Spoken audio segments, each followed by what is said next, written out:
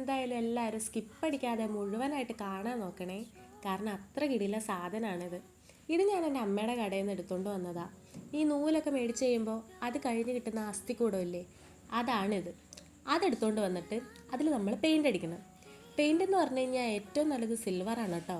അപ്പോൾ കുറച്ചെണ്ണത്തിൽ പെയിൻറ്റും കുറച്ചെണ്ണത്തിൽ നമ്മൾ ഗ്ലിറ്റർ പൊടിയില്ലേ, അതാണ് ഇട്ട് കൊടുക്കേണ്ടത്.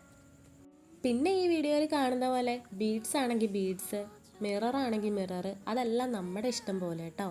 ഒരു വലിയ സൂചിയിൽ ഇങ്ങനെ കോർത്തെടുക്കണം. എന്നിട്ടൊരു കാർഡ്ബോർഡ് പീസ് എടുത്തിട്ട് അതിൽ കുറേ മെഷർമെൻറ്റ്സും കാര്യങ്ങളൊക്കെ ഇട്ടിട്ട് നമ്മൾ ഫസ്റ്റ് ലെയർ ഉണ്ടാക്കിയെടുക്കുക. ഫസ്റ്റ് ലെയർ ഉണ്ടാക്കിയെടുക്കുമ്പോൾ തന്നെ ഇതെങ്ങോട്ടാണ് പോകുന്നതെന്ന് നമുക്കറിയാലോ. പിന്നെ സെക്കൻഡ് ലെയർ, പിന്നെ തേർഡ് ലെയർ. ഇത് നമ്മുടെ ഇഷ്ടത്തിനനുസരിച്ച് അളവ് കൂട്ടാം കുറയ്ക്കുകയൊക്കെ ചെയ്യാം കേട്ടോ. അപ്പോൾ ഇതാണ് ഫൈനൽ ലുക്ക്.